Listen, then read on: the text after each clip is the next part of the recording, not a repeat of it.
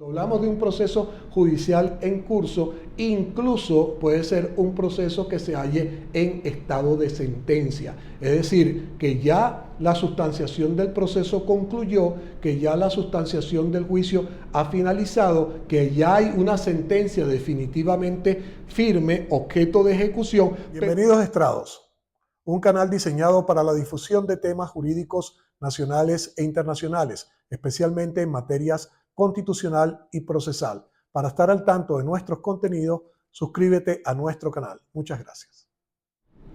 Bienvenidos todos.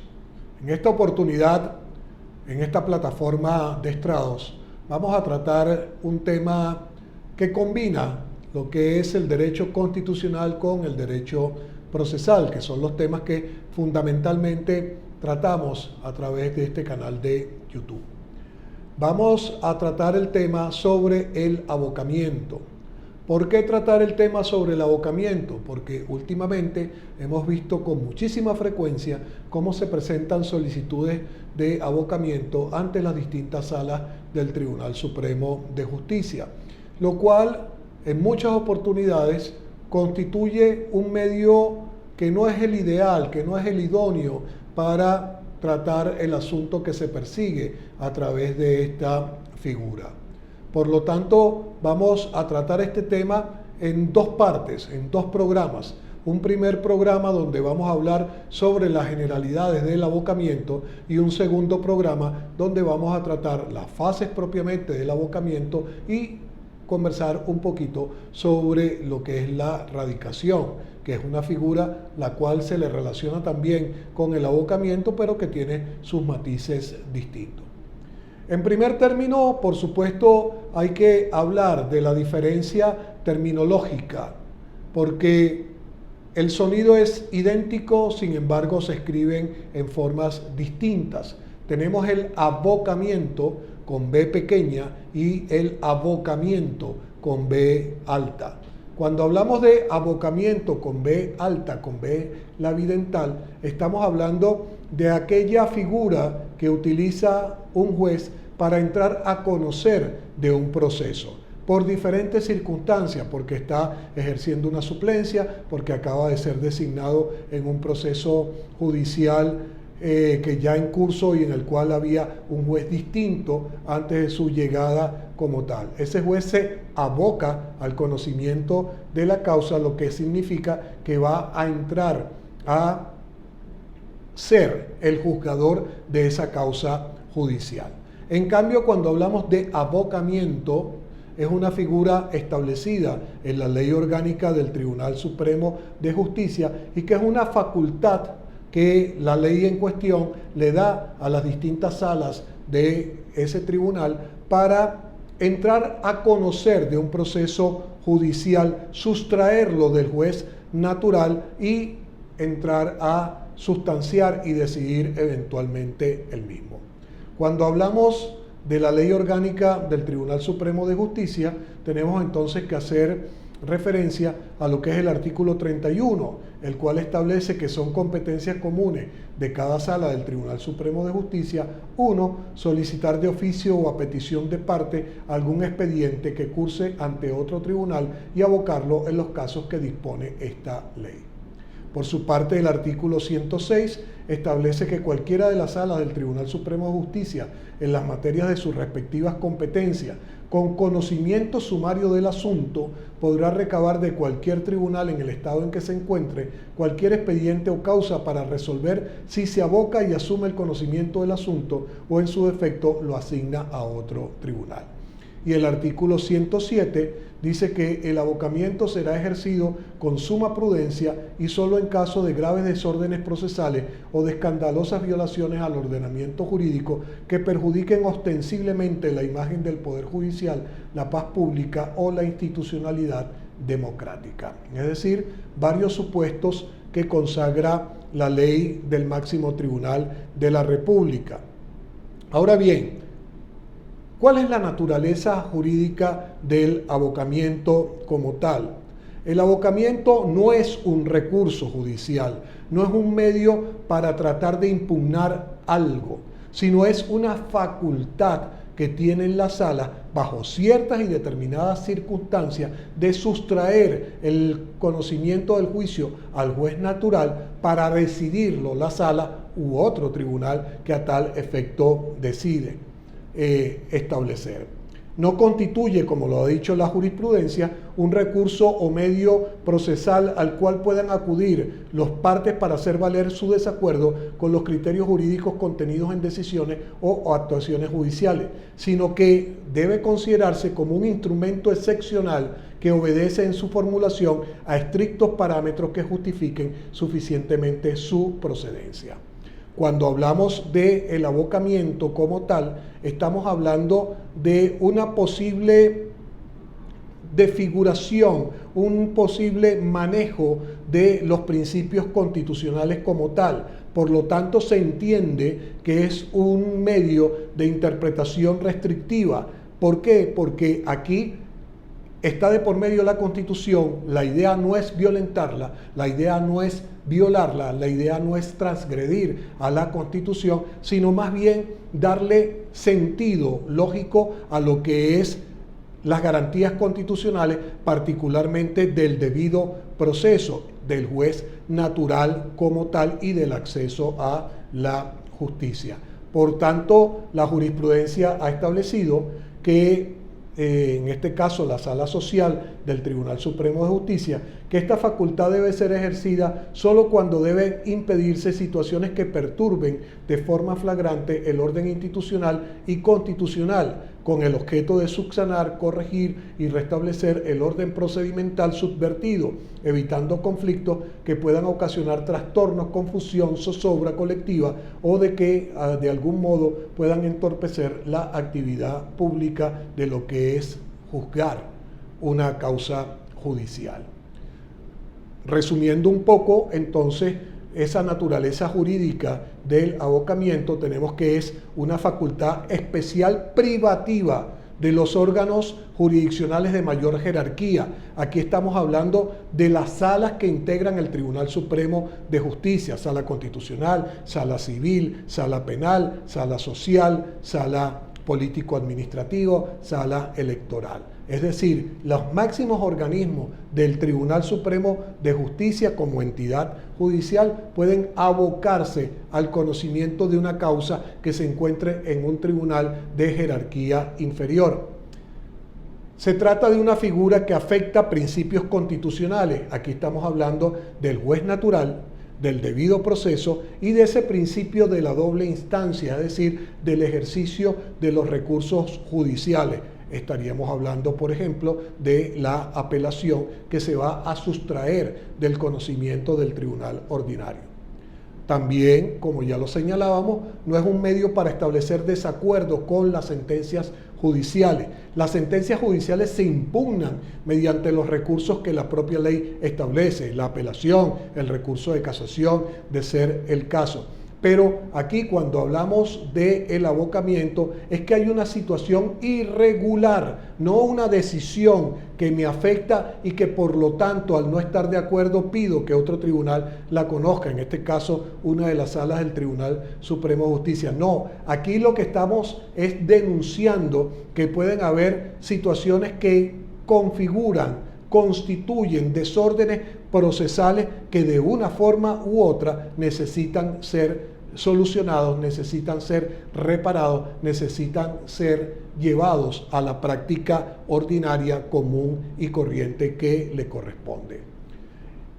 También, como parte de esa naturaleza jurídica, esos elementos, es una facultad discrecional, es decir, las salas la ejercen si a bien lo tienen, no es obligatorio como tal, es un criterio que ellos van a establecer en base a criterios discrecionales. Ahí entra la racionalidad, entra la razonabilidad, entra la ponderación, etcétera, de la situación.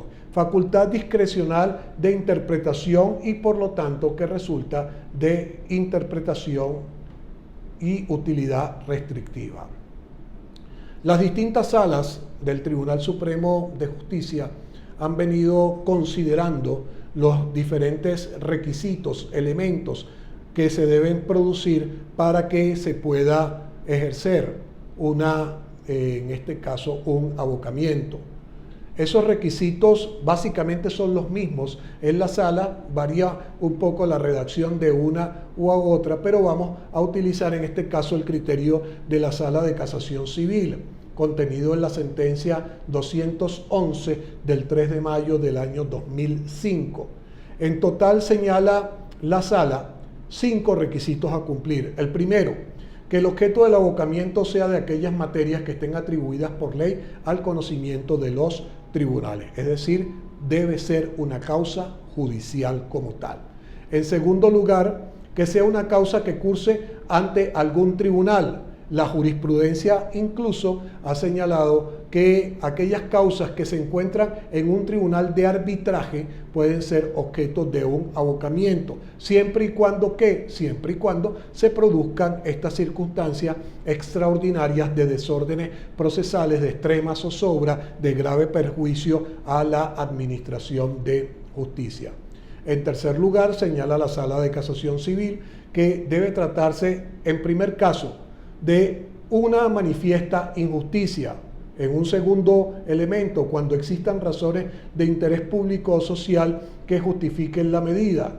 En tercer lugar, cuando sea necesario restablecer el orden de algún proceso judicial que lo amerite en razón de su trascendencia o importancia. En razón de su trascendencia o importancia, es decir, que cualquier causa no va a ser objeto de abocamiento. Debe ser, para consideración de la sala, un asunto importante, un asunto de trascendencia. De no serlo, le va a corresponder a la jurisdicción ordinaria como tal. Vamos a hacer un inciso aquí para hablar de esa figura que señala la jurisprudencia de manifiesta injusticia. Y ahí vemos que la jurisprudencia de la Sala Constitucional, en este caso la decisión número 845 del año 2005, caso Corporación Televen, señaló lo siguiente: la jurisprudencia del máximo tribunal ha justificado el ejercicio del abocamiento ante casos de manifiesta injusticia, de negación de justicia, amenaza en grado superlativo al interés público y social o necesidad de restablecer el orden en algún proceso judicial que así lo amerite en razón de su trascendencia e importancia. Fíjense cada uno de los elementos que ha ponderado la sala: manifiesta injusticia, denegación de justicia, amenaza en grado superlativo al interés público y social, o necesidad de restablecer el orden en algún proceso judicial que así lo amerite en razón de su trascendencia e importancia. Un ejemplo de esto lo da la misma jurisprudencia al señalar lo siguiente: ha sido denunciado el uso desmedido de los órganos de administración de justicia para lograr irregularmente la obtención de la desocupación y recuperación de bienes objeto de negociaciones arrendaticias, en medio de un catálogo de vicios y errores inexcusables de juzgamiento atribuidos a los órganos judiciales, actuando en sede constitucional y civil, que han permitido, con el aval de tales juzgados, prefigurar los elementos de orden público de rango constitucional presuntamente vulnerados por dichos órganos, en supuesta desnaturalización de la función esencial de juzgamiento de un tribunal de instancia y la función cautelar que tienen asignado todos los juzgados del Poder Judicial venezolano.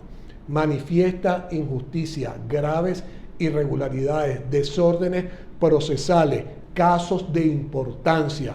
¿Por qué? Para que la Sala del Tribunal Supremo de Justicia, como máxima entidad jurisdiccional, tome cartas en el asunto y proceda a abocarse de considerarlo así en esa causa judicial. Volviendo a los requisitos, decíamos que el primero es que se encuentren de causas que la ley atribuye al conocimiento de los tribunales, que sea una causa que curse ante un tribunal incluso de arbitraje, que deba de tratarse de un caso de manifiesta injusticia. Cuarto, que el juicio cuya vocación se ha solicitado exista un desorden procesal de tal magnitud que exija su intervención, si se advirtiere que el proceso en curso no garantiza el debido equilibrio a las pretensiones ejercidas. ¿Por qué? Porque recuerden que hay recursos naturales. Esos recursos naturales, entre otros, es el de la nulidad. Por lo tanto, si hay un desorden procesal, simple y llanamente el órgano jurisdiccional superior puede ordenar la nulidad de la causa y reponerla por considerar que existen vicios, sin necesidad de abocarse y asumir la competencia y el conocimiento del asunto. Y un quinto elemento es que las garantías o medios existentes resulten inoperantes para la adecuada protección de los derechos e intereses jurídicos de las partes intervinientes en determinados procesos. La jurisprudencia ha señalado que para solicitar el abocamiento, los dos primeros elementos son indispensables, es decir, que se trate de una causa judicial conocida por un tribunal y que curse, por supuesto, ante un órgano judicial incluso de arbitraje, más uno cualquiera de los otros tres elementos. Puede ser que exista más de uno de esos requisitos, pero basta con que exista uno solo y así deberá plantearse para el conocimiento de los tribunales, en este caso de la sala del Tribunal Supremo de Justicia. El abocamiento como tal se lleva en dos fases. Una primera fase que es requerir el expediente y una segunda fase que resulta ser en lo que es ya la decisión como tal. Pero hay que hacer también un señalamiento. ¿Por qué? Porque se trata de un proceso judicial en curso y cuando hablamos de un proceso judicial en curso, incluso puede ser un proceso que se halle en estado de sentencia. Es decir, que ya la sustanciación del proceso concluyó, que ya la sustanciación del juicio ha finalizado, que ya hay una sentencia definitivamente firme, objeto de ejecución, pero la irregularidad procesal la manifiesta en justicia. El desorden que se está reclamando ocurre precisamente en la fase de ejecución. ¿Por qué? Porque recuerden que un proceso consta de diferentes etapas y aquí estamos hablando cuando el proceso se encuentra en la llamada actio judicati, en la acción de ejecutar que comienza con la orden de ejecución y culmina, por ejemplo, en materia civil con el remate judicial y la asignación de los bienes o el pago de las cantidades de dinero que se determinen en tal sentido. ¿Qué ha dicho en este caso de la ejecución de sentencia la Sala de Casación Social? En sentencia número 538 del 12 de diciembre del año 2023 señaló lo siguiente: excepcionalmente cuando el proceso se encuentre en fase de ejecución, que se verifique la afectación directa de los intereses del Estado, el orden público, el interés general o colectivo de una determinada comunidad, o que la cosa juzgada determinada en el caso sea consecuencia de un fraude procesal y se verifique una cosa juzgada aparente o simulada obtenida de manera parasitaria en un proceso evidentemente fraudulento o la violación flagrante de los principios y garantías constitucionales, procederá el abocamiento en fase de ejecución. Pues bien, con esta introducción queríamos establecer los parámetros generales de lo que es la figura del abocamiento y en una segunda edición, en un segundo programa, vamos a tratar cada una de las fases, la primera fase, la segunda fase del abocamiento como tal y también, como decíamos antes, vamos a hacer referencia a lo que es la figura de la radicación que muchos asimilan a lo que es el abocamiento. Muchas gracias por su atención.